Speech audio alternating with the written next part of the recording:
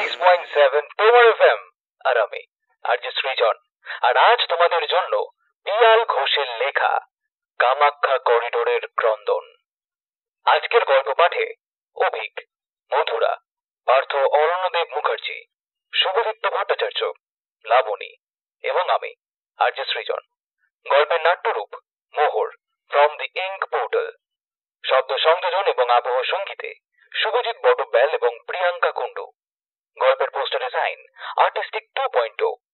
গল্প পাঠ এবং পর্ব পরিচালনায় আমি আরজে সৃজন। তো শুরু হচ্ছে আজকের গল্প, পিয়াল ঘোষের লেখা কামাখ্যা করিডোরের ক্রন্দন।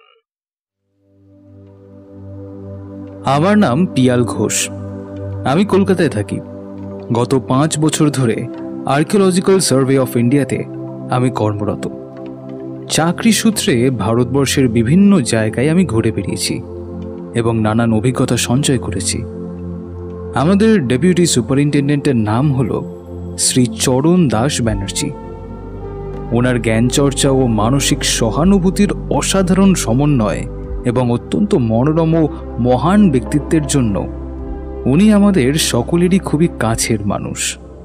সেই চরণ স্যার কিছুদিন আগে আমায় বললেন, পিয়াল, আমাদের গুয়াহাটি সার্কেল অফিস থেকে খবর এসেছে যে পবিতরা ওয়াইল্ড লাইফ স্যাংচুয়ারির উত্তর দিকে মরিগাঁও জেলার মায়াঙে পৌরাণিক কিছু মূর্তি এবং শিলালিপি পাওয়া গেছে। ওই অফিস থেকে কয়েকটা ছবি আমাকে ইমেল করেছে। বলে উনি ওনার ল্যাপটপটা আমার দিকে ঘুরিয়ে দিলেন। প্রথম ছবিটা একটি শিলালিপির। জুম করে দেখলাম, সেরকম কিছু বুঝতে পারলাম না। স্যার, ওদিকে তো আগেকার দিনে মৈথিলি আর ব্রজবুলি স্ক্রিপ্টের একটা চলন ছিল। এই লিপিটা তো সেই রকম কিছু মনে হচ্ছে না। বাকি ছবিগুলোকে দেখো এবার। 4টে ছবি। প্রথমটা একটি নারী মূর্তি, পেট অবধি রয়েছে। পরেরটি অর্ধ গোলক পাথরের স্ল্যাব, তার উপরে কিছু একটা দাগ দাগ মতন টানা রয়েছে। 3 নম্বরটা একটি পাথরের হামানদিস্তা এবং চতুর্থটি একটি পাথরের শিলালিপি। 2 দিন পরেই আমি, চরণ স্যার এবং রাজিয়া নামে আমাদেরই একজন সহকর্মী নিয়ে দমদম বিমানবন্দর থেকে গুয়াহাটির উদ্দেশ্যে রওনা দিলাম। বিকেল 4টের ফ্লাইট। ঠিক 1 ঘন্টা পরেই গৌহাটির গোপীনাথ বরদলৈ এয়ারপোর্টে পৌঁছে গেলাম আমরা। এয়ারপোর্টের লাউঞ্জে দেখি একজন চরণ স্যারের নামে লেখা একটি প্ল্যাকার্ড নিয়ে দাঁড়িয়ে রয়েছে। স্যারের সঙ্গে আমরাও এগিয়ে গেলাম ওনার দিকে। নমস্কার, আমার নাম দীপক বড়ুয়া। আমি স্থানীয় লোক, এই গুয়াহাটি সার্কেল অফিসে চাকরি করি। আর আপনারা যে কদিন আসামে থাকবেন, আমি গাড়ি নিয়ে আপনাদের সঙ্গে সব সময় থাকবো। গুয়াহাটি সার্কেলের বড়বাবু হেমেন্দ্র হাজারিকা আমাকে এইরকমই নির্দেশ দিয়েছেন। এয়ারপোর্টের বাইরে এসে আমরা গরম গরম কচুরি খেয়ে নিলাম। তারপর স্যার নিজের মোবাইল ফোন থেকে হাজারিকা বাবুর সাথে কথা বলে নিলেন। আমাদের গন্তব্যস্থল হলো এখন গৌহাটির পল্টন বাজারের কাছে সরকারি গেস্ট হাউস। এখানে আমরা আজকের রাতটা বিশ্রাম করে নিয়ে কাল সকালে কামাখ্যা মায়ের দর্শন করে মায়াঙ্গের উদ্দেশ্যে রওনা দেব। আমরা হাজারিকা বাবুর পাঠানো টয়োটা ইনোভা গাড়িতে চেপে বসলাম।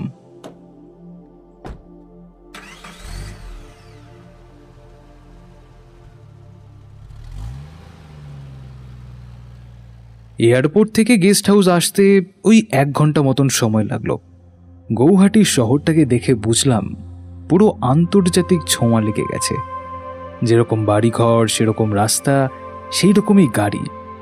মানুষের জীবনযাত্রা পুরো বদলে গেছে। সবাই যেন কিরকম প্রচণ্ড রকমভাবে ব্যস্ত। পরের দিন সকাল 8টার সময় দীপকবাবু আমাদের গেস্ট হাউসে গাড়ি নিয়ে হাজির। আমরা 3 জনেই স্নান করে পরিষ্কার জামাকাপড় পরে তৈরি হয়েছিলাম।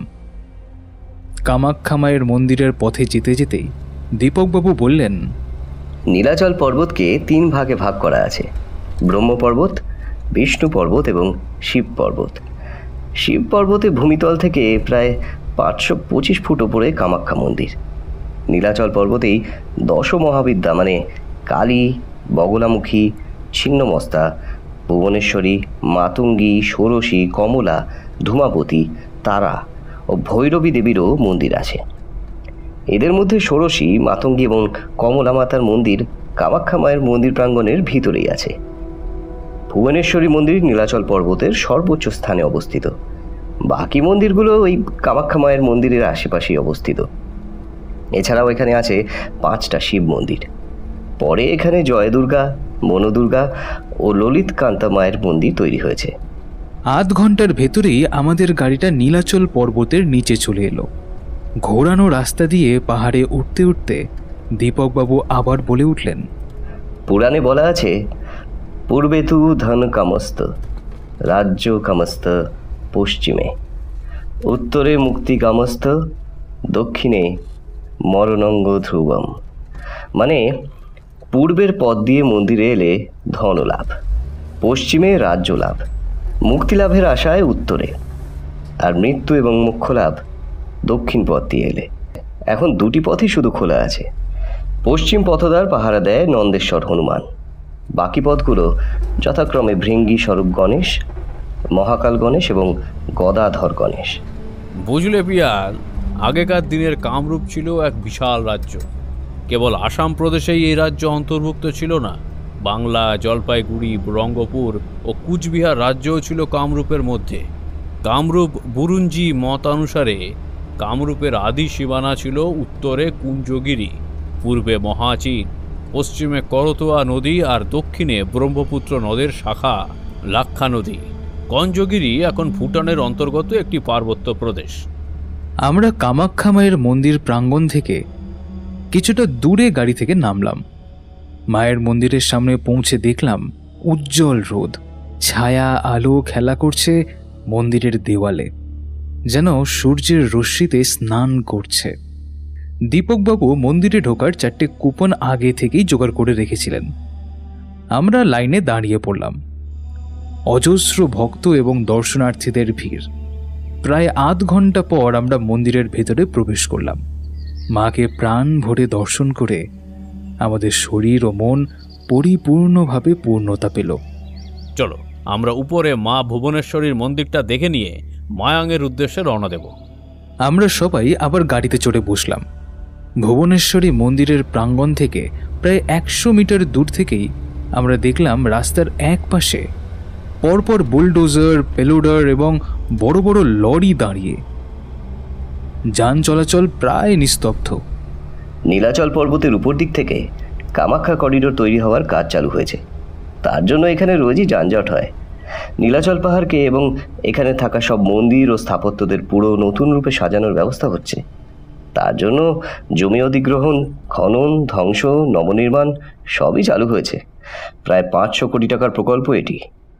যানজটের জন্য যখন আমাদের গাড়ি প্রায় 15 মিনিট এক চুলও এগোতে পারল না, তখন দীপকবাবুকে বলে আমরা 3 জনে নেমে হাঁটতে শুরু করলাম মন্দিরের উদ্দেশ্যে। উনি বললেন যে যানজট সরলে উনি ভুবনেশ্বরী মন্দিরের কাছে গাড়িটা নিয়ে চলে আসবেন।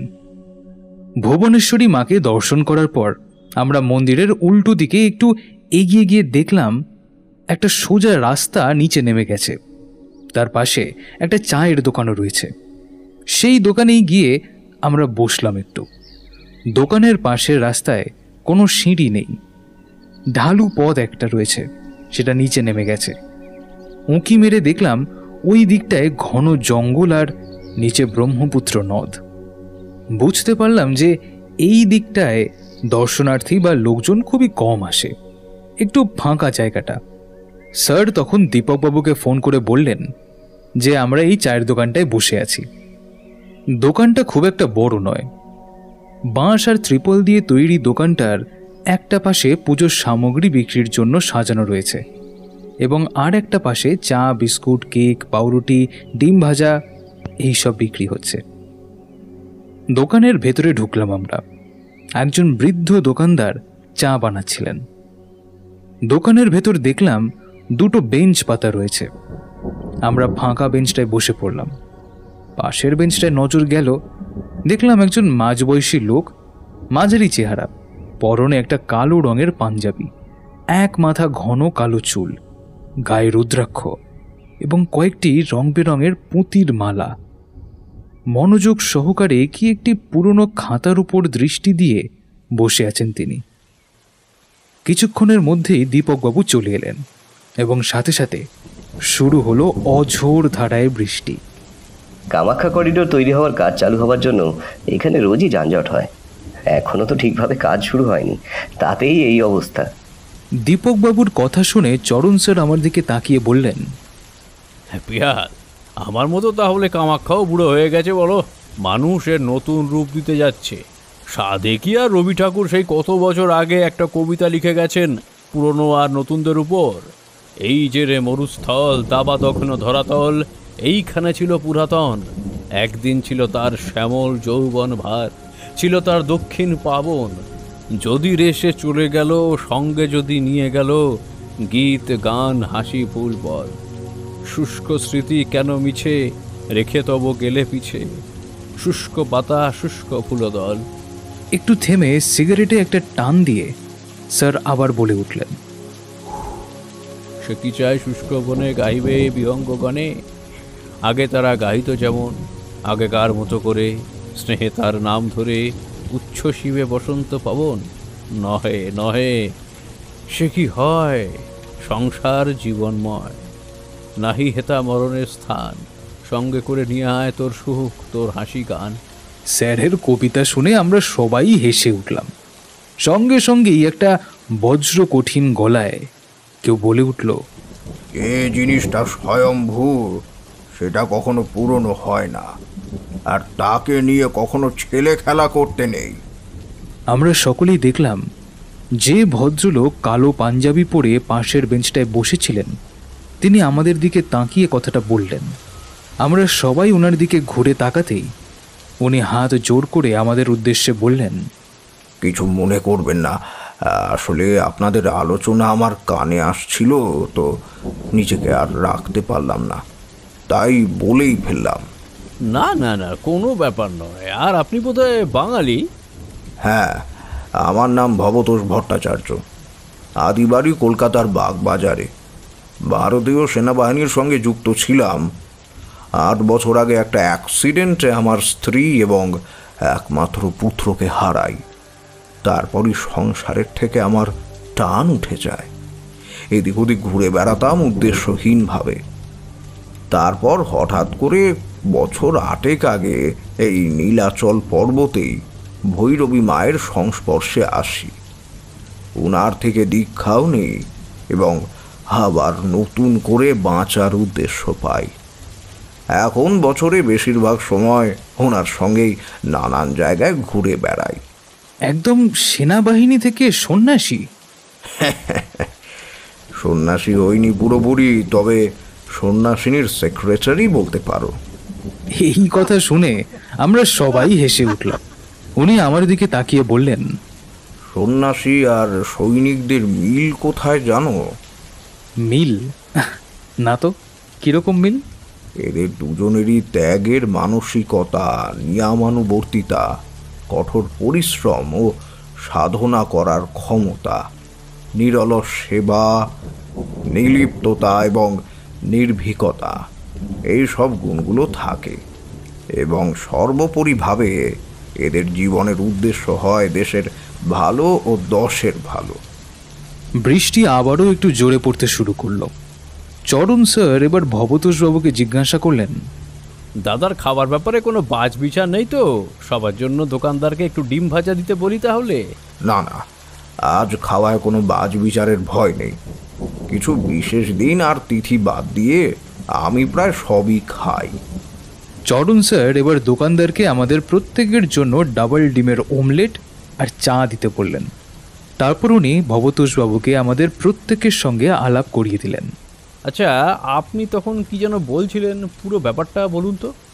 কামাখ্যা মন্দির ও নীলাচল পাহাড় শাক্ততন্ত্রের জন্মস্থান হিসেবে এবং ভারতের দেবীদের মধ্যে সবচেয়ে শক্তিশালী আসন হিসেবে সুপরিচিত। কামাখ্যার কুলাচার তন্ত্রমার্গ, যা শাক্ততান্ত্রিক ঐতিহ্যরূপে বিকশিত হয়েছে, এবং এটি বিশ্বের একমাত্র তন্ত্রমার্গ যা বিশুদ্ধ রূপে এখনও টিকে রয়েছে। এই মার্গকে যোগিনীকুলও বলা হয়। এটি হিন্দু, বৌদ্ধ এবং বিভিন্ন তান্ত্রিক ধারার অনুশীলনকারীদের একটি জটিল মিশ্রণ, যা আদিবাসী তিব্বত মঙ্গোলয়েড, অস্ট্রো এশীয়, তিব্বত বার্মা, চীন তিব্বতী এবং দ্রাবিড় উপাদান দ্বারা প্রভাবিত হয়ে হাজার বছরেরও বেশি সময় ধরে গড়ে উঠেছে।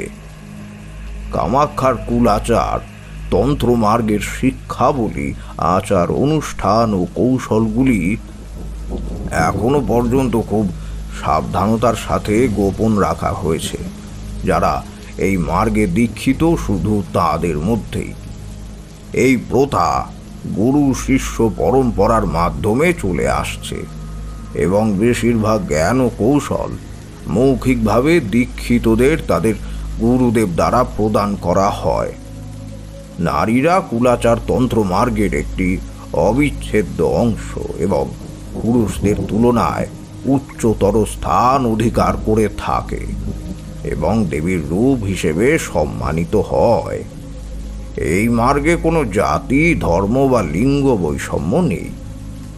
ভূবিজ্ঞান ও প্রত্নতত্ত্ব বিভাগের পাশাপাশি অনেক বিশিষ্ট পণ্ডিত প্রস্তাব করেছেন যে বর্তমান কামাখ্যা মন্দিরটি মূলত অষ্টম শতকে কামরূপে পাল রাজবংশের সময় নির্মিত হয়েছিল। মন্দিরের বয়স নির্ধারণের জন্য সরকার থেকে পরিচালিত রেডিও কার্বন আইসোটোপ পরীক্ষার ফলে দেখা গেছে মন্দিরের নিচের স্তরটি প্রায় 2200 বছর পুরানো এবং দ্বিতীয় স্তরটি প্রায় 1500 বছর পুরানো।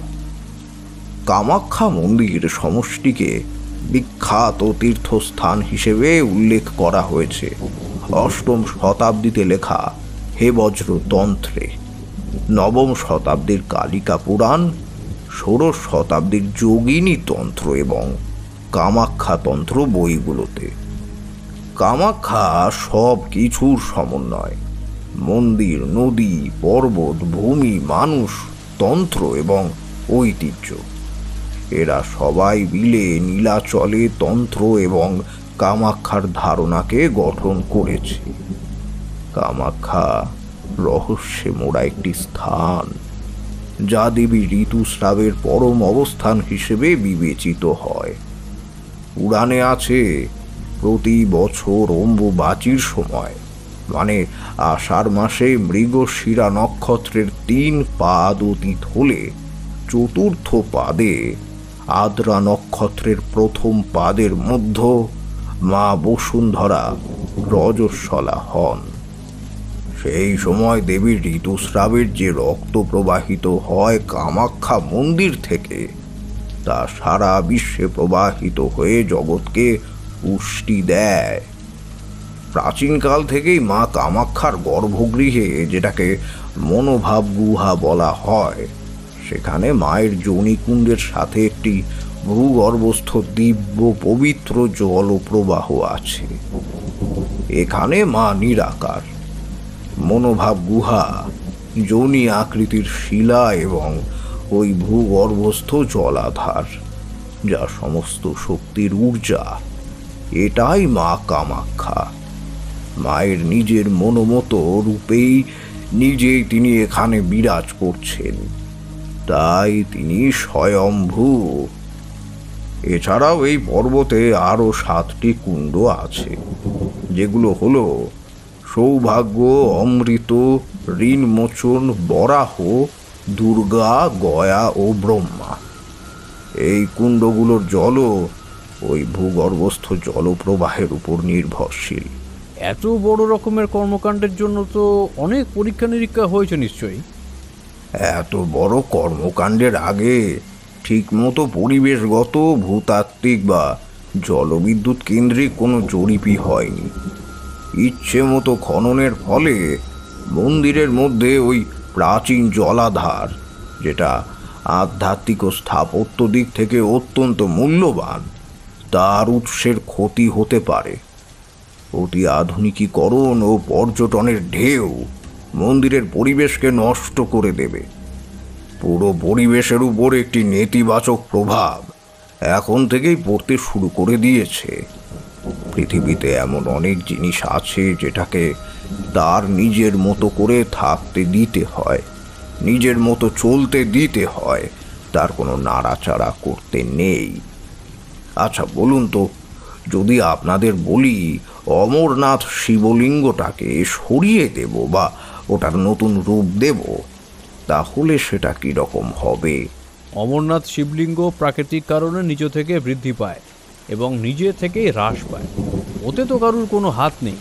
স্বয়ম্ভু তাকেই বলে, যা স্বয়ংজাত, স্বয়ং উৎপন্ন, স্বয়ং সৃষ্ট এবং স্ববিদ্যমান।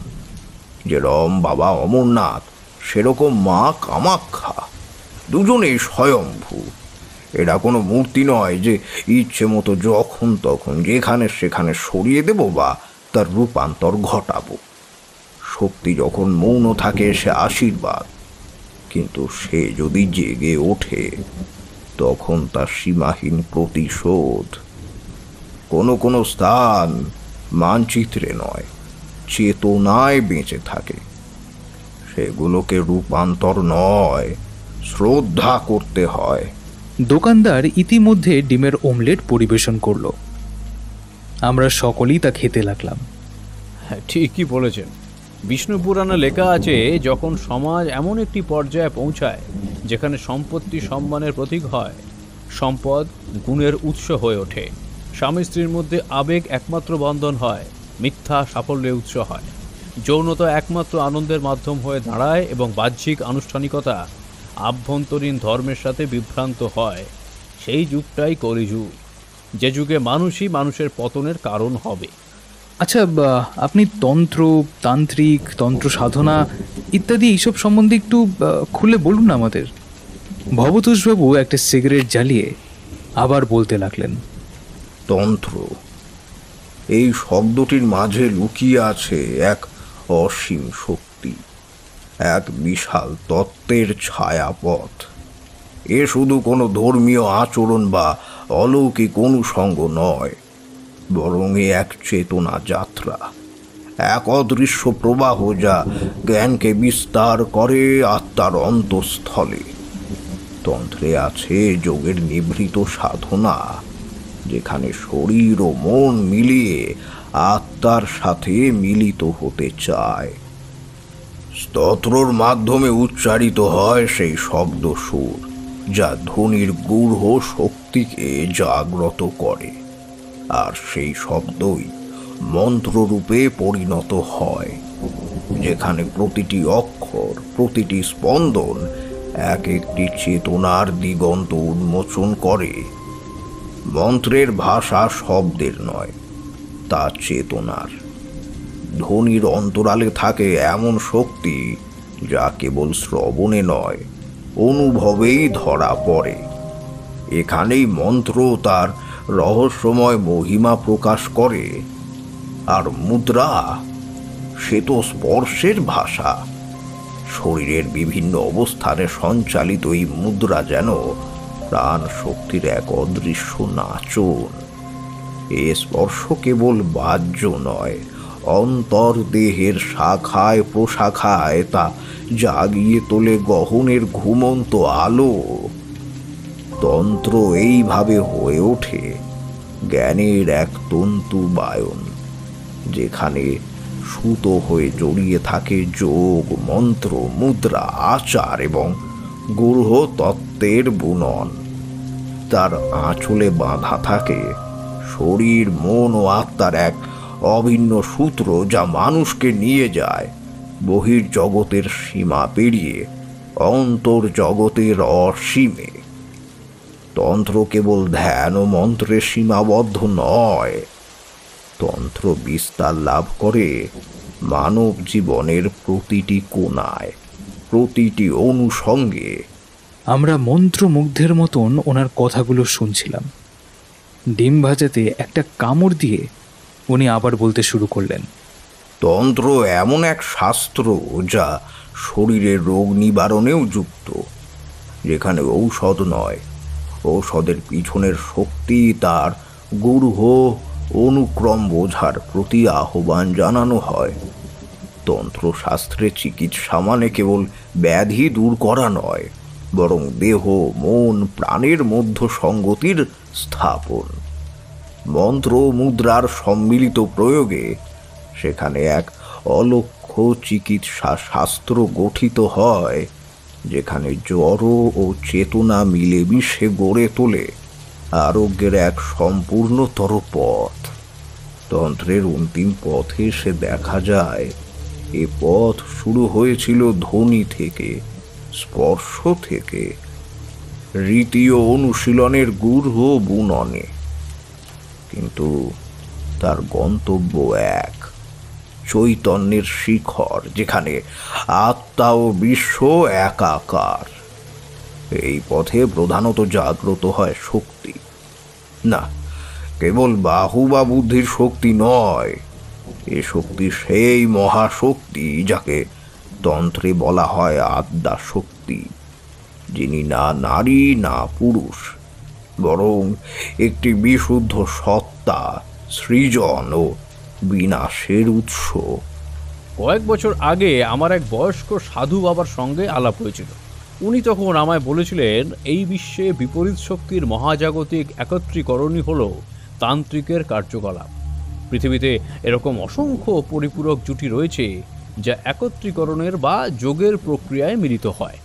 তান্ত্রিক যোগী এবং যোগিনী এই দ্বৈততাকে ব্যবহার করেন সচেতনভাবে বাস্তবতার উপলব্ধির জন্য। এই উপলব্ধির অভ্যাসে আভ্যন্তরীণ ও বাহ্যিক উভয় জগতের সহায়তা নেওয়া হয়।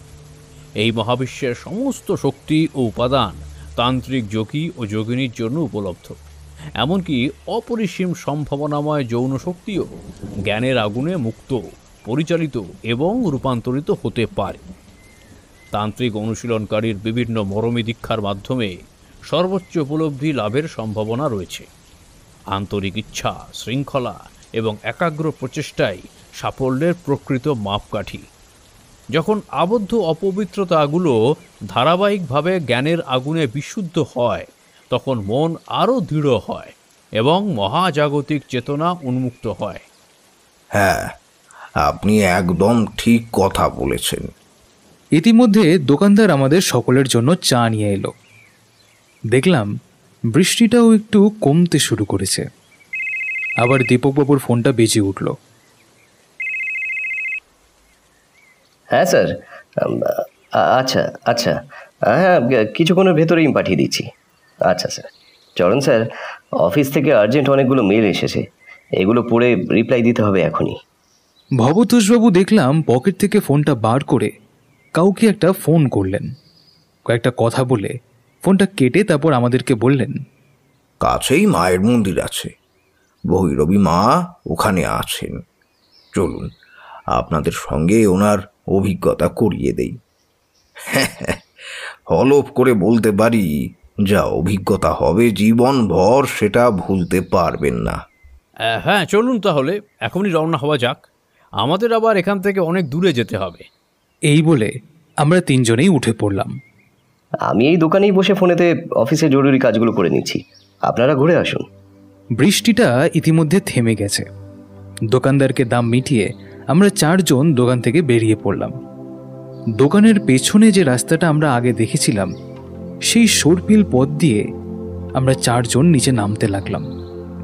কিছুটা যাওয়ার পর দেখতে পেলাম নিচের দিক থেকে তিনজন লোক আমাদের দিকেই এগিয়ে আসছে। তাদের ভেতরে একজন লাল ধুতি পরিহিত এবং গলায় লাল উত্তরীয় পরা। আমাদের পাশ দিয়ে যাওয়ার সময় সেই ভদ্রলোক ভবতোষবাবুকে দেখে একটু হাসি মুখে মাথা দোলালেন। ভবতোষবাবু হাত জোর করে নমস্কার করলেন তাকে। আবার চলতে চলতে এবার আমাদের দিকে তাকিয়ে বললেন, ওই ভদ্রলোক কামাখ্যা মন্দিরের দলুই। দলুই? দলুই মানে? দলুই মানে প্রধান পুরোহিত। উনি কামাখ্যা মন্দিরের প্রধান পুরোহিত। কামাখ্যা মন্দিরের পুজোর ধারা সময়ের সঙ্গে সঙ্গে তিনটি পর্যায়ে পরিবর্তিত হয়েছে। প্রাথমিকভাবে মেলচ্ছ আমলে উপাসনা হতো যোনিতত্ত্বের।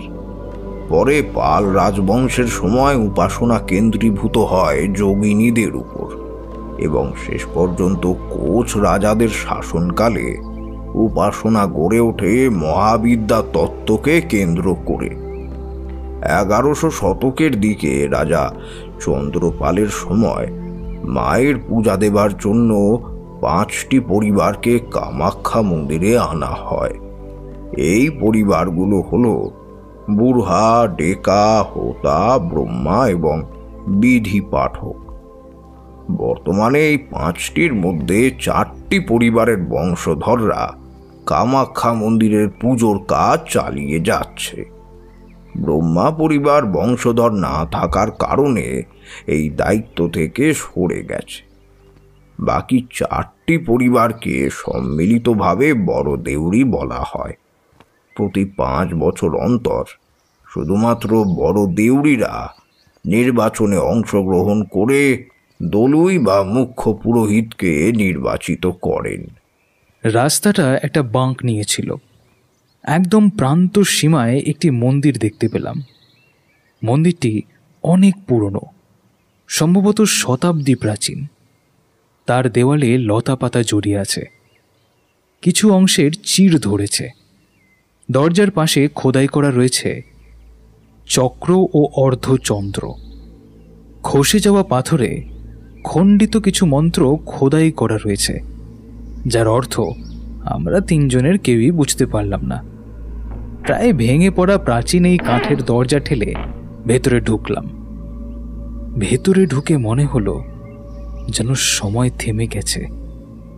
পাথরের খাঁজে খাঁজে আলো পড়ে তৈরি করেছে অপার্থিব ছায়াপথ। একটা সরু গলি প্রায় 10 ফুটের মতন লম্বা, সেটি পেরিয়ে একটি খোলা উঠোন, তার উল্টো দিকে একটা ঘর, আর চৌকাঠের পাশে জুতো খুলে আমাদেরকে নিয়ে ভবতোষবাবু ভেতরে গেলেন।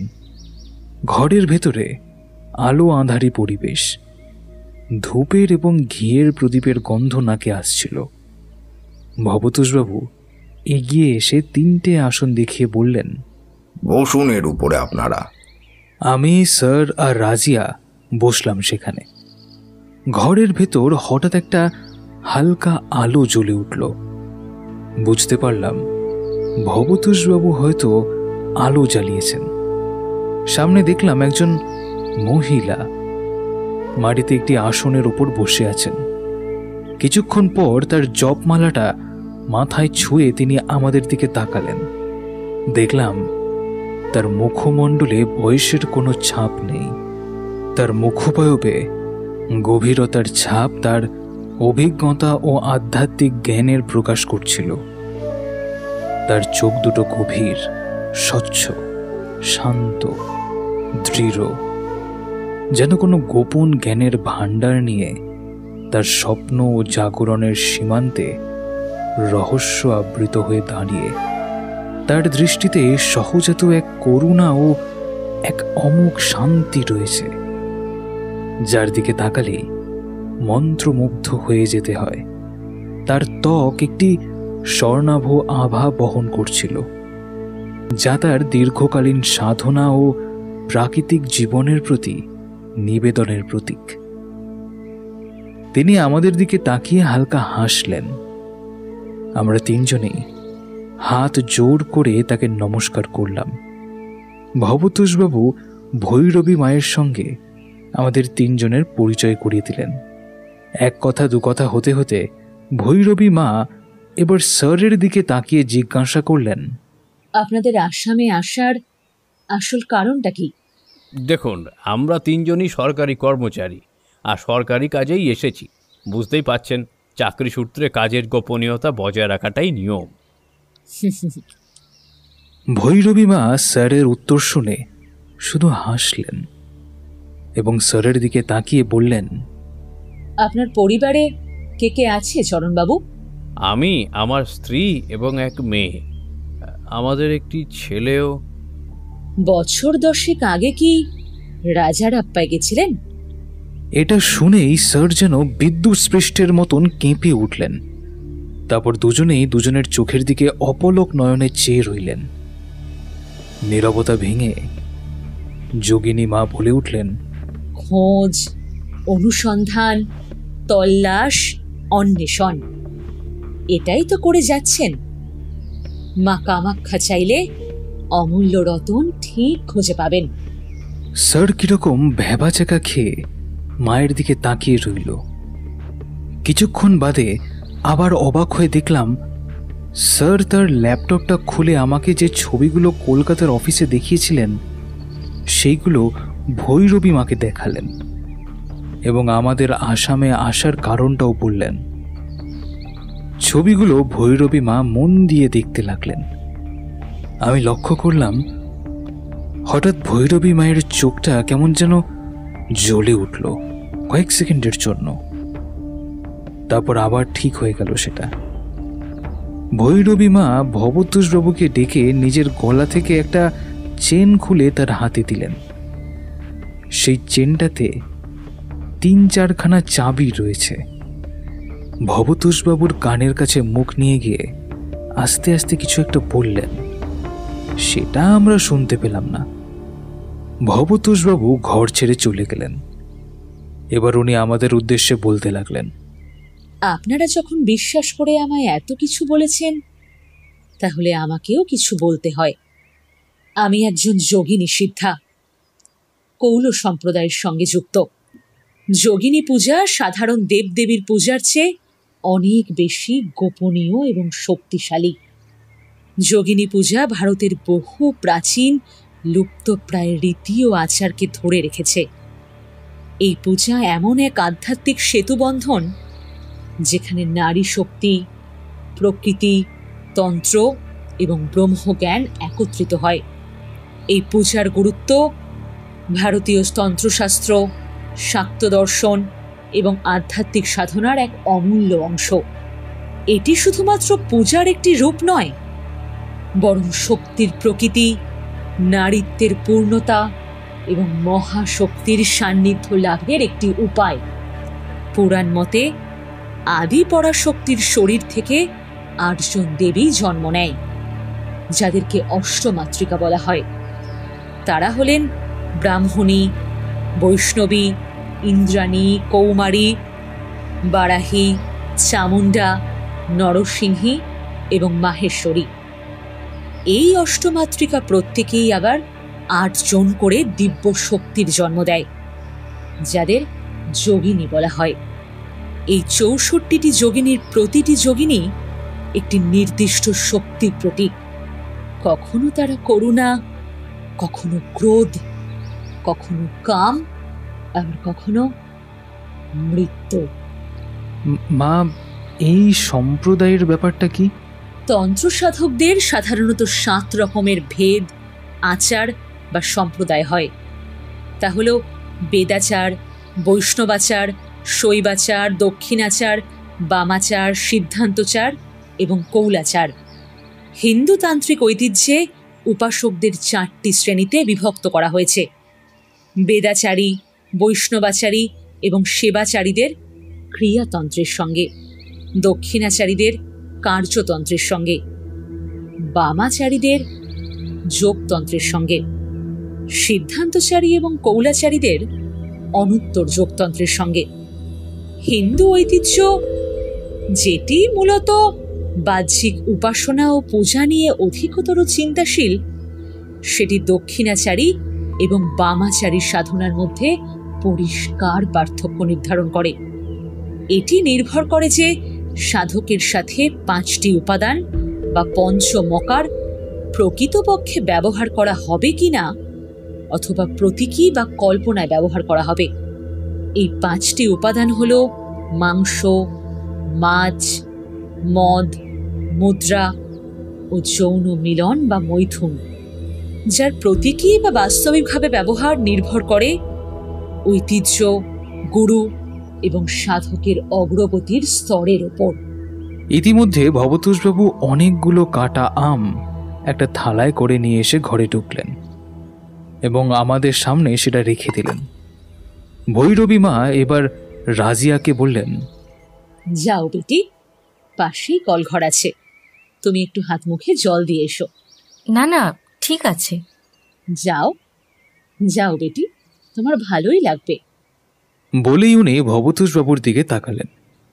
অগত্যা কিছুটা গড়রাজি রাজিয়া উঠে ভবতোষবাবুর সঙ্গে বাইরের দিকে চলে গেলেন। কিছুক্ষণের ভেতরেই রাজিয়া আবার ঘরে ঢুকল এবং মাটি থেকে ওর সাইড ব্যাগটা নিয়ে আবার বেরিয়ে গেল। তারপর মিনিট দুয়েক পর ও ঘরে এলো। মায়ের সঙ্গে ওর একবার চোখাচোখিও হলো। মা ওকে কাছে ডাকলো এবং একটা ছোট শিশি ওর হাতে দিয়ে আস্তে করে ওকে কিছু একটা বলল। তারপর রাজিয়া আমাদের পাশে এসে বসলো। আমরা প্রত্যেকেই কয়েক টুকরো করে আম খেলাম সেখান থেকে। মা এবার আসন ছেড়ে উঠে আমাদের দিকে তাকিয়ে বললেন, চলুন এবার আপনাদের এমন জিনিস দর্শন করাবো যেটা আজ অবধি খুব কম ভাগ্যবানের কপালে জুটেছে। প্রথমে ভবতোষবাবু, তার পেছনে ভৈরবী মা, আর তার পেছনে পেছনে আমরা ঘর থেকে বেরোলাম। বেরিয়ে যে উঠোনটা ছিল সেটা পেরিয়ে আমরা ডান দিকে গেলাম।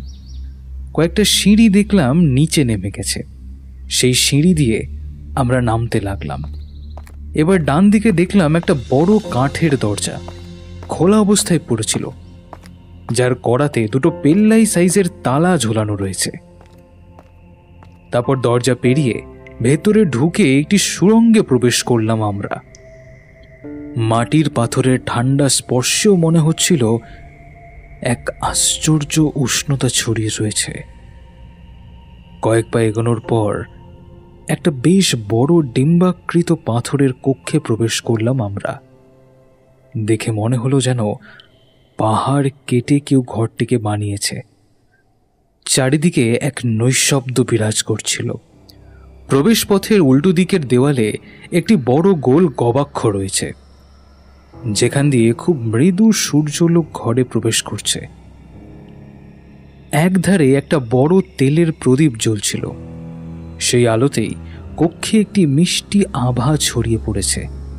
বাঁ দিকের দেওয়ালের একটি চাতালে ছোট ছোট ৬৪টি খোপ, যেগুলির প্রত্যেকটিতে একটি করে যোগিনীর ক্ষুদ্র মূর্তি স্থাপিত।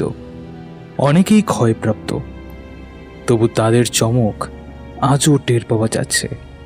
সেই খোপের নিচে প্রাচীন তান্ত্রিক চিহ্ন, মন্ত্র ও মুদ্রা আঁকা। ঘরের মাঝখানে মাটিতে একটি তান্ত্রিক মণ্ডল আঁকা, যেটি ত্রিকোণ, বৃত্ত, পদ্ম ও শ্রেণীবদ্ধ বিন্দুতে বিভক্ত রয়েছে।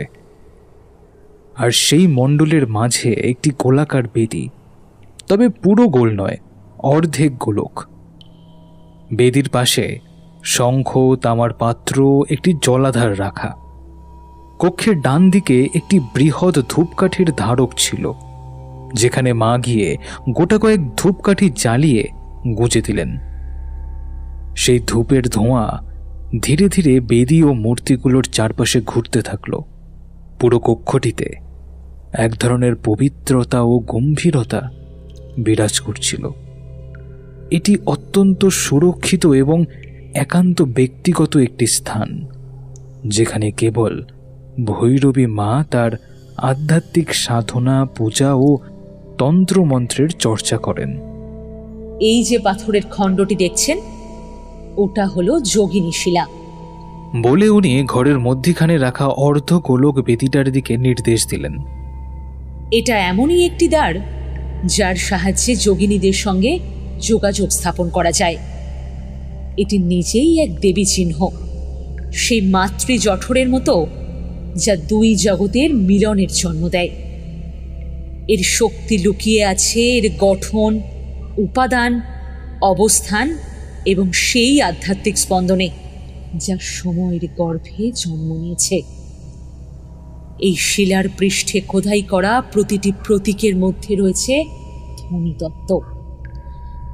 যখন কোনো সাধক নির্দিষ্ট উপায়ে ধ্যান এবং মন্ত্রোচ্চারণ করে এটির সামনে, তখন সেই ধ্বনি কম্পন পাথরের কণিকায় প্রবেশ করে এবং শিলাটি হয়ে ওঠে এক অনুনাদ রন্ধ্র, যার মধ্যে দিয়ে যোগিনীরা এই কম্পনে সাড়া দেয়।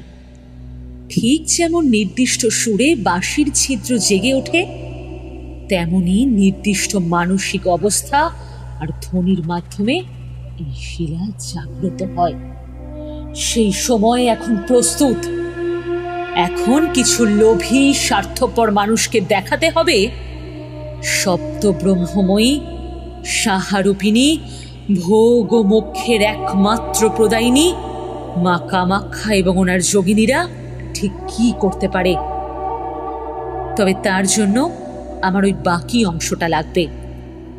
দুটো অংশ জোড়া লাগলে সেটা পূর্ণ হবে। তারপরে প্রাণ প্রতিষ্ঠা এবং এই তীর্থক্ষেত্র, এই পাহাড়, এই প্রকৃতি, একে বাঁচানোর জন্য আপনাদের কাছে অনুরোধ করছি, ওই শিলাখণ্ডটি আমার কাছে এনে দিন। এই যুদ্ধে কামাখ্যা মা হয়তো আপনাদের সেনাপতি পূর্ব নির্ধারিত করে রেখেছেন। দেখলাম ভৈরবী মায়ের চোখ দুটো ছলছল করছে। কামাখ্যায় চ মাহতময়ন সর্ববেদার্থ সম্মতম ব্রহ্মাত্মতং ব্রহ্মণা প্রাপ্তন বিষ্ণুতং চ ময়া পুনঃ শিবতং চ শিবেনৈব কামাখ্যায়া প্রসাদত। এবার ভবতোষ আমাদের দিকে এগিয়ে এসে বললেন, কথাগুলোর অর্থ হলো কামাখ্যার মাহাত্ম্য সর্ববেদ সম্মত। কামাখ্যার প্রসাদে ব্রহ্মা ব্রহ্মত্ব, বিষ্ণু বিষ্ণুত্ব এবং শিব শিবত্ব প্রাপ্ত করেছিলেন। দেখুন চরণবাবু, ওই শিলাটি ওখান থেকে নিয়ে আসা মায়ের কাছে কোনো ব্যাপারই না, কিন্তু মা ছলনা করেন না, উনি সাধনা করেন। আর 3 দিন বাদে অমাবস্যা, ঠিক তার আগেই গ্রহ নক্ষত্র সন্ধিক্ষণটা এত ভালো যেটা কয়েকশো বছর পর এসেছে। তার আগেই শিলাটি পেলে মা তার সাধনায় সফল হবেন, আর সফল হলেই তিনি এই ক্ষেত্র, এমনকি এই মন্দিরটাকেও বাঁচাতে পারবেন। আমরা 4 জনেই ঘর থেকে বেরিয়ে এলাম।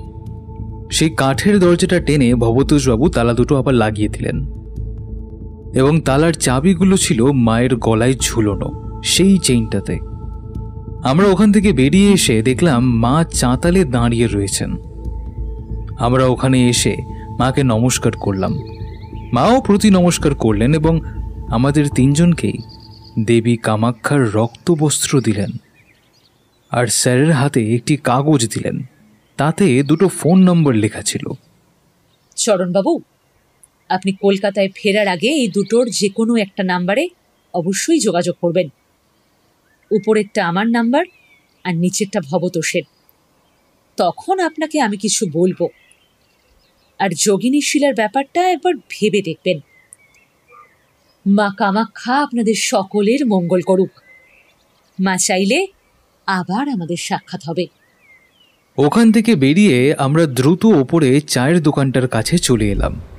তারপর দীপকবাবুর গাড়িতে করে মায়াংয়ের উদ্দেশ্যে রওনা দিলাম।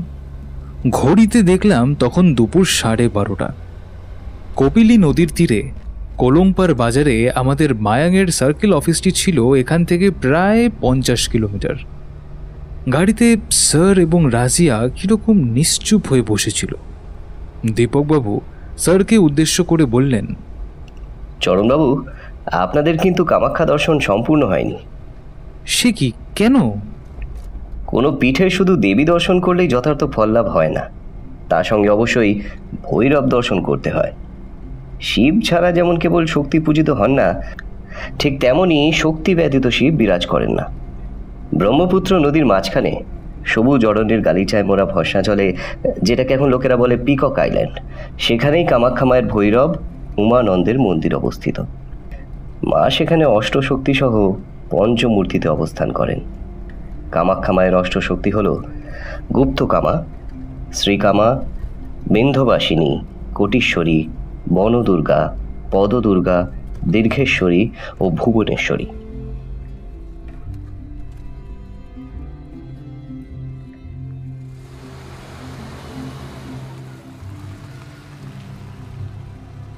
দোতলা হোটেল, ওপরের 3টে ঘর আমাদের জন্য বুক করা ছিল। আমরা গিয়ে যে যার মতন স্নান করে রিসেপশনে ফোন করে বললাম আমাদের খাবারটা ঘরেই দিয়ে যেতে। স্যারের ঘরে বসেই আমাদের লাঞ্চ সেরে নিলাম। সারাদিনের ধকলে আমাদের শরীর আর চলছিল না, তাই সেদিনটা বিশ্রাম নিয়ে হোটেলেই কাটিয়ে দিলাম। পরের দিন হোটেলের ডাইনিং রুমে ব্রেকফাস্ট খেতে খেতে স্যার আমাদের বললেন, 10:30টার সময় দীপকবাবু আসবেন। উনি আমাদেরকে নিয়ে এখানকার সার্কেল অফিসে যাবেন। অফিসে হাজারিকা বাবু উপস্থিত থাকবেন। তোমরা সেই বুঝে তৈরি হয়ে নিও, কেমন?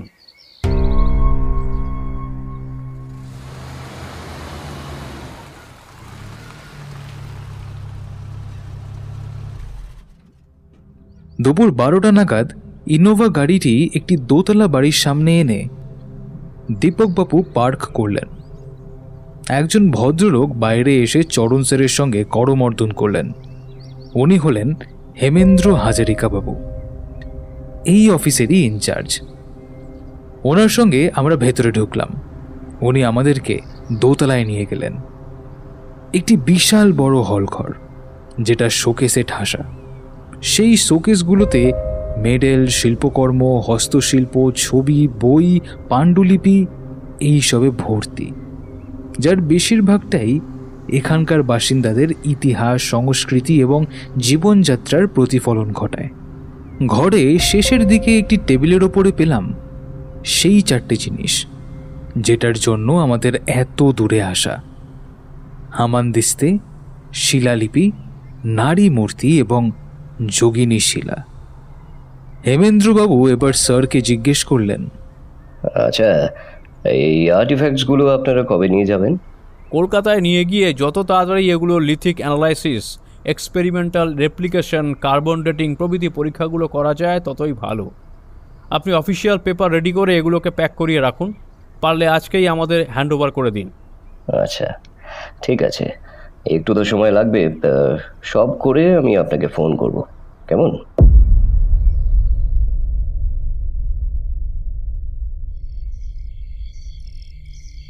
সেদিন রাত্রি 10:30টার সময় রাজিয়া, চরণ স্যার আর আমি আমাদের হোটেলে স্যারের রুমে বসে আমাদের সামনে রাখা হয়েছে সেই অর্ধযোগিনী শিলা।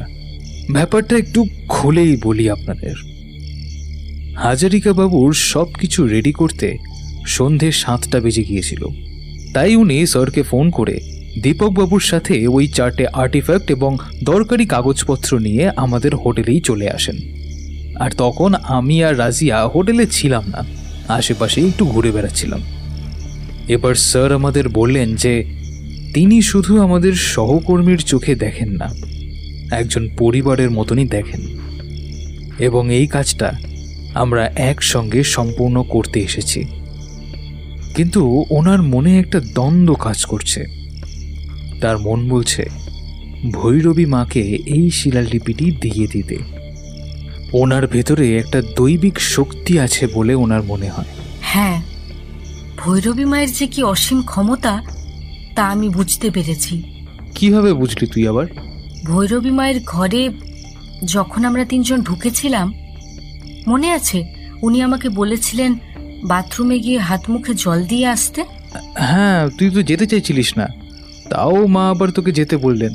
হ্যাঁ, বাথরুমে গিয়েই আমি বুঝতে পারি আমার তখনই পিরিয়ডস হবে। তাই আমি আবার ঘরে ঢুকে আমার সাইড ব্যাগটা নিয়ে যাই, কারণ ব্যাগের ভেতর আমার স্যানিটারি ন্যাপকিনসের প্যাকেট ছিল। আর আমার ওভারিয়ান সিস্ট আছে, বছর 3 ধরেই ওষুধ খায়। ঘরে ঢুকবার পর উনি আমায় কাছে ডেকে একটা শিশি দিয়ে বলেছিলেন, মায়ের এই চরণামৃত রোজ 2 ফোঁটা করে খাবি, তোর মেয়েলি অসুখ সেরে যাবে। এবার আপনারাই বলুন, আমার পিরিয়ডস হবার কথা, আমার ওভারিয়ান সিস্ট, যেটাকে মা মেয়েলি অসুখ বলে বললেন, এসব কথা উনি জানলেন কি করে? আর তাছাড়া কালকে আর আজকে আমি 2 দিনই ওই চরণামৃত খেয়েছি। আমার পেটের ব্যথা অনেক কমে গেছে। আমি রাজিয়ার কথাগুলো শুনে একদম হাঁ হয়ে গেলাম। 2015 সালের জুন মাস, রাজরাপ্পায় আমি, আমার স্ত্রী আর আমার ছেলে ঘুরতে গেছিলাম। আমার মেয়ে মামার বাড়িতে ছিল। আমাদের গাড়ির একটা অ্যাক্সিডেন্ট হয়। যখন জ্ঞান ফেরে দেখি হাসপাতালে শুয়ে, আমার পাশে আমার স্ত্রী শুয়ে, কিন্তু ছেলেকে খুঁজে পেলাম না কোথাও। ও তখন সবে 3 বছরে। অনেক খুঁজেছি, অনেক খুঁজছি, কিন্তু ভৈরবী মা কি করে বললেন 10 বছর আগে আমি রাজরাপ্পায় গেছিলাম? সত্যি আমি হারানো মানিককে খুঁজছি। আমি কি করব, কি বলবো, কিছুই বুঝে উঠতে পারছিলাম না। একবার রাজিয়ার দিকে তাকাচ্ছি এবং একবার স্যারের দিকে তাকাচ্ছি। স্যার, আমার মনে হয় এই শিলাটি ভৈরবী মাকে দিয়ে দিই। উনি যখন এত জোর দিয়ে বলেছেন এসব কিছু আটকে দিতে পারবেন, দেখাই যাক না কি হয়। আমিও রাজিয়ার কথায় সম্মতি জানালাম। ঠিক আছে, তাই হবে। কালকেই অমাবস্যা না? পরের দিন সকাল 10টার ভেতরে আমরা আমাদের গুয়াহাটির পল্টন বাজারের সার্কিট হাউসে চলে এলাম এবং কিছুক্ষণ পর ভবতোষবাবু এসে সেই শিলাখণ্ডটি নিয়ে গেলেন এবং স্যারকে ভৈরবী মায়ের সঙ্গে ফোনে কথাও বলিয়ে দিলেন। সেদিন আমরা কামাখ্যা মায়ের ভৈরব উমানন্দের মন্দির দর্শন করলাম। রাত 10টা নাগাদ একটা গাড়ি এলো। গাড়িটি ভবতোষবাবু পাঠিয়েছিলেন। তাতে চড়ে ভৈরবী মায়ের মন্দির অবধি পৌঁছে গেলাম।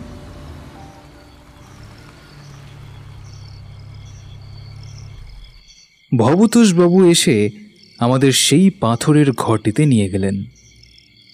দেখতে পেলাম যোগিনী শিলার সামনে বসেছিলেন ভৈরবী মা। শিলাটা আর অর্ধেক নয়, দুটো অংশ জুড়ে একটা পূর্ণাঙ্গ রূপ পেয়েছে। আজকে মাকে দেখে মনে হচ্ছিল তার শরীর যেন মাটির শুদ্ধতম স্তব্ধতা ধারণ করেছে।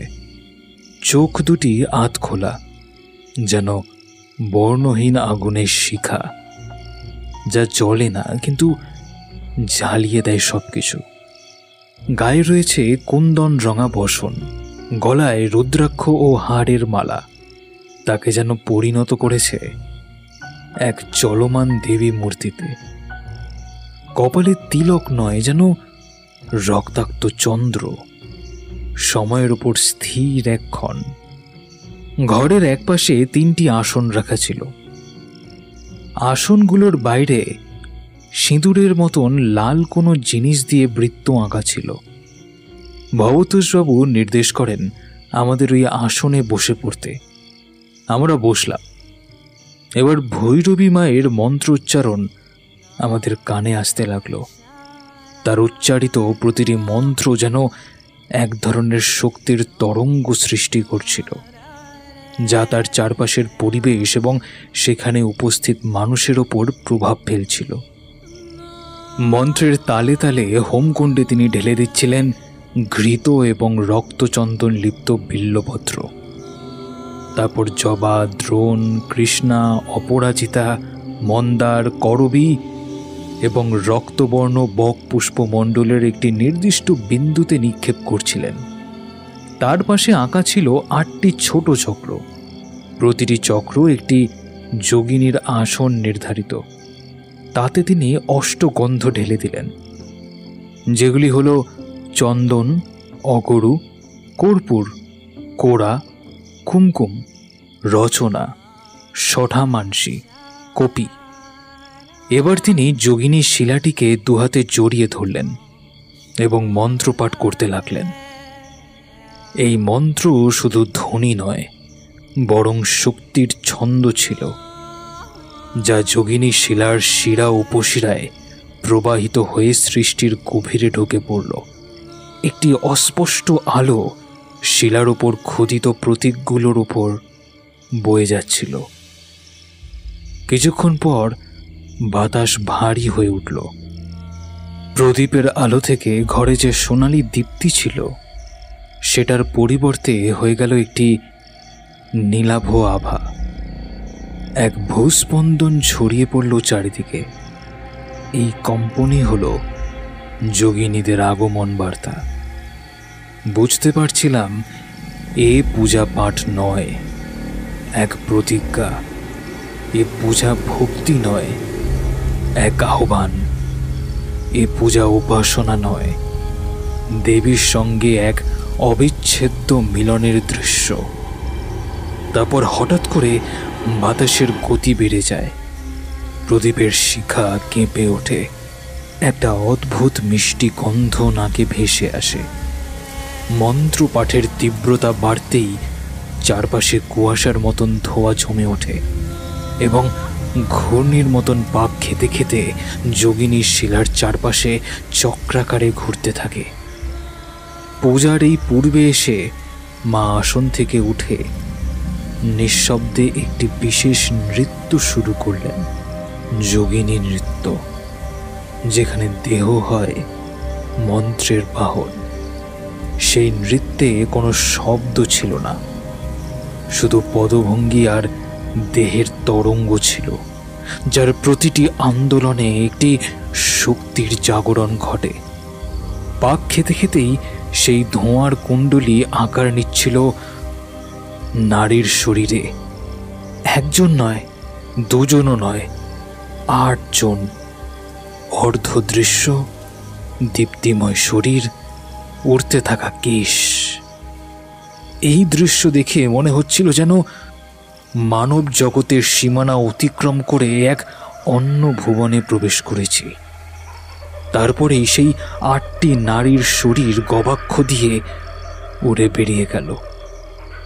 ওদিকে রাত তখন ঘন নীল, অমাবস্যার অন্ধকারে ঢেকে গেছে সমগ্র নীলাচল পাহাড়। হঠাৎ করে বাতাসের গতি বদলে গেল। এক অচেনা হাওয়া উঠে এলো দক্ষিণের দিক থেকে। শীতল কুয়াশাময়, কিন্তু কোনো শব্দ ছিল না। চারপাশের গাছগুলো কাঁপতে লাগলো, ঠিক যেন তারা ভয়ে দাঁত কাঁপাচ্ছে। নিশাচর পাখিরা উড়ে যেতে লাগলো, বানররা ডাকতে লাগলো উদ্ভ্রান্তের মতন। কুকুর বেড়াল সব লেজ গুটিয়ে পালালো ওই জায়গা ছেড়ে। পাহাড়ি সেই অলস রাতটা যেন প্রকৃতির চোখ বুঝে নেওয়া মুহূর্ত মাত্র। তারই ফাঁকে আকাশ চিরে আবির্ভূত হলেন তারা। মা কামাক্ষার 64 জন যোগিনীর মধ্যে 8 জন যোগিনী, যারা চিরতরে লুকিয়েছিল কাল তাপসদের প্রাচীন তপভূমিতে।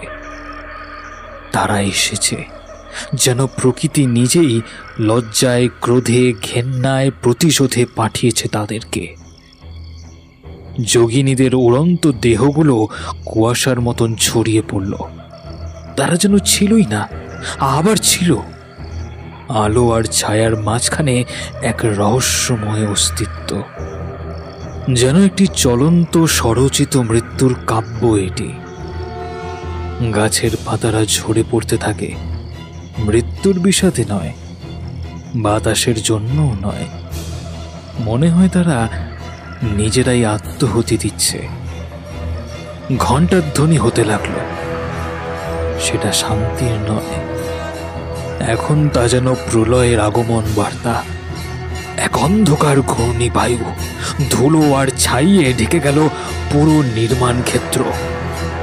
ধোঁয়ার কুণ্ডলীর মতন 8খানা নারীর ছায়া এগিয়ে গেল, যেখানে একাধিক আধুনিক যন্ত্রপাতি ও যানবাহন ষাঁড় বেঁধে দাঁড় করানো ছিল, পাহাড়ের পেট চিরে করিডোর করার অপেক্ষায়।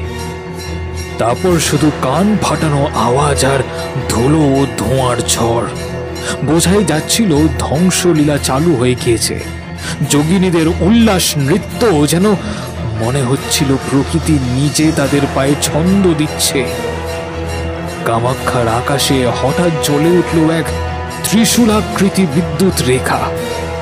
তারপর মন্দিরের দিক থেকে এক ধূসর পাখি উড়ে এলো, এক কালো গৃহিণী, যোগিনীদের দূতী। সে চক্কর দিতে লাগলো আকাশ থেকে, যেন সে ওপর থেকে সবকিছু পর্যবেক্ষণ করছে। তারপর শঙ্খধ্বনি শোনা গেল, তবে সেটা বিকৃত ছিল, যেন কোনো অচেনা দুনিয়া থেকে আসা এক ধ্বনি। শঙ্খধ্বনি হওয়ার পরেই সবকিছু আবার আগের মতন হয়ে গেল। অষ্টযোগিনীদের তাণ্ডব থেমে যায়। ঠিক যেভাবে শুরু হয়েছিল ঠিক সেইভাবেই হঠাৎ করে বন্ধ হয়ে গেল। তারা আকাশে মিলিয়ে গেল, ঠিক যেন কুয়াশার মতন। কিন্তু তারা রেখে যায় তাদের উপস্থিতির অদৃশ্য অথচ অমোচনীয় চিহ্ন। তাদের তাণ্ডব এক মুহূর্তের ছিল, কিন্তু তা যেন সময়ের উপর দগদগে দাগ কেটে রেখে গেল। এরা এসেছিল কামাক্ষার ক্রোধ হয়ে, দূতী নয়, এরা আগুনের ছায়া। তার কিছুক্ষণ বাদেই দেখা গেল কামাখ্যা মন্দির থেকে ধোঁয়া উঠছে।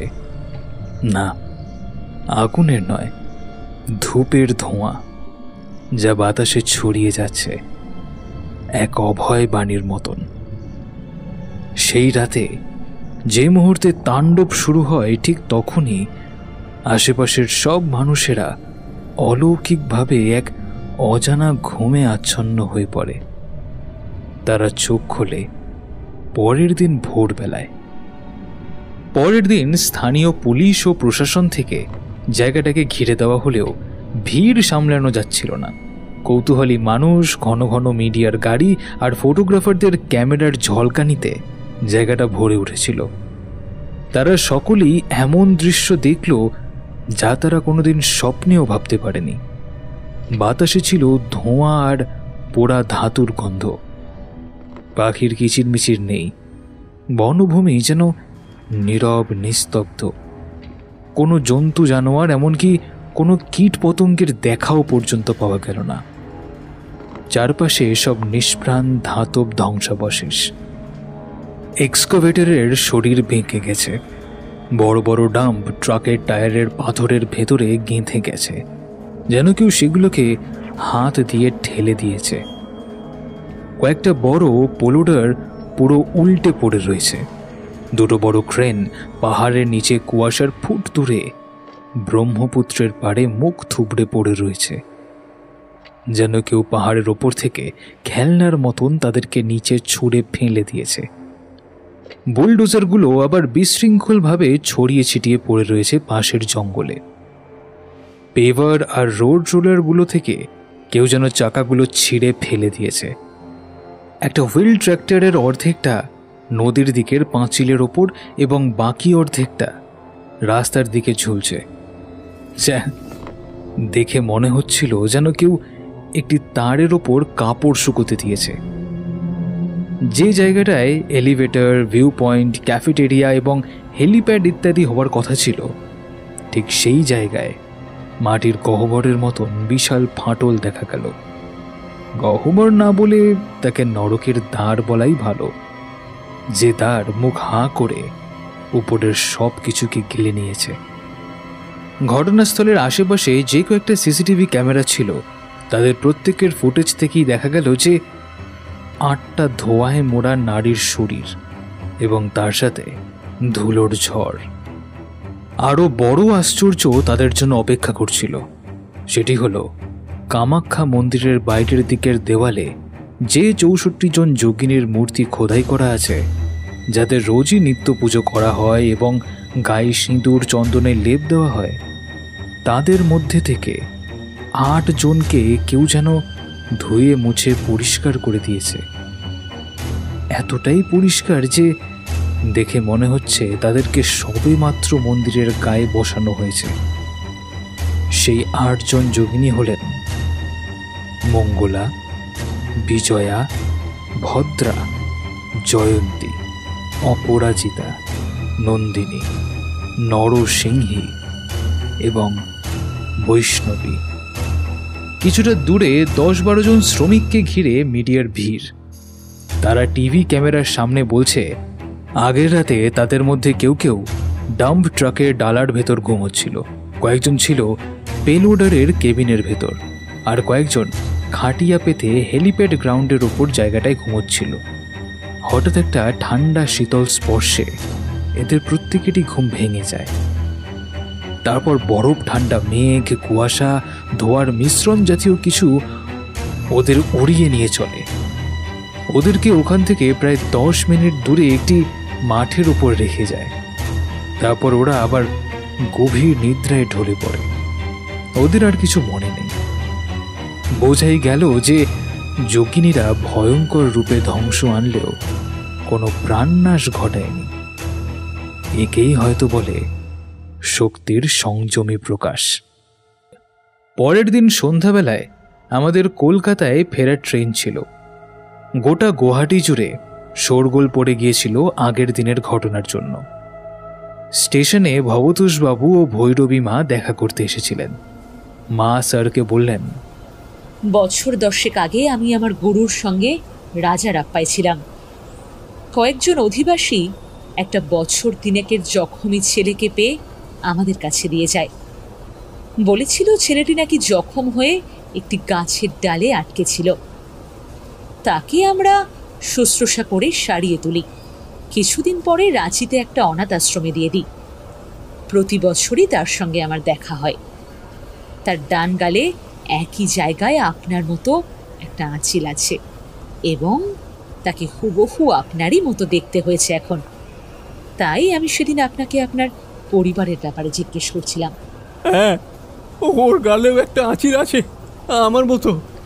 এবার ভৈরবী মা একটা স্ফটিকের লকেট আমায় দিলেন আর বললেন, আগামী পূর্ণিমায় এটা গলায় ধারণ করে নিস। এটা সময় মতো জেগে উঠবে কিন্তু। বলেই হাসতে লাগলেন আমাদের দিকে তাকিয়ে।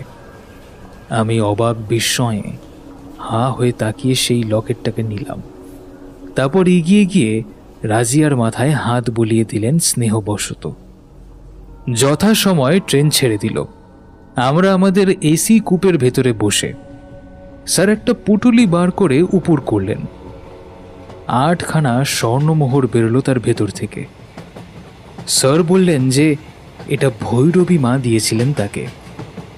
কলকাতায় গিয়ে যখন শিলাটা হারিয়ে গেছে বলতে হবে এবং একটা রিপোর্ট করতে হবে, তখন এই স্বর্ণমোহরগুলো জমা দিয়ে বলবেন যে এইগুলো খুঁজে পেয়েছেন তিনি। হয়তো তাতে একটু শাস্তিটা কম হবে। সবাই হো হো করেই হেসে উঠলাম আমরা।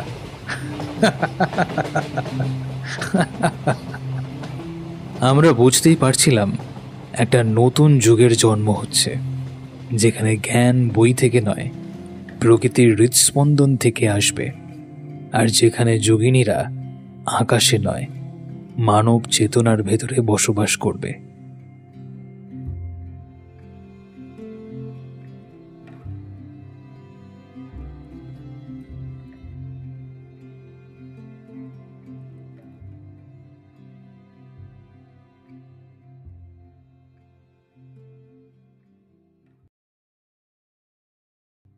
শুনছিলি আজকের গল্প পিয়াল ঘোষের লেখা কামাখ্যা করিডোরের ক্রন্দন। আজকের গল্প পাঠে ছিল অভিক, মধুরা, পার্থ অরণ্যদেব মুখার্জি, শুভদীপ্ত ভট্টাচার্য, লাবণী এবং আমি আরজে সৃজন। গল্পের নাট্যরূপ মোহর ফ্রম দি ইঙ্ক পোর্টাল। শব্দ সংযোজন এবং আবহ সঙ্গীতে ছিল শুভজিৎ বটব্যাল এবং প্রিয়াঙ্কা কুণ্ডু। গল্পের পোস্টার ডিজাইনে ছিল আর্টিস্টিক 2.0। গল্প পাঠ এবং পর্ব পরিচালনায় আমি আরজে সৃজন। তো কেমন লাগলো আজকের গল্প কমেন্ট করতে পারো, কিংবা আমাদের ফেসবুক বা ইনস্টাগ্রামও জানাতে পারো। আমার ফেসবুক আইডি SD সৃজন আর ইনস্টাগ্রাম হচ্ছে SD সৃজন 620।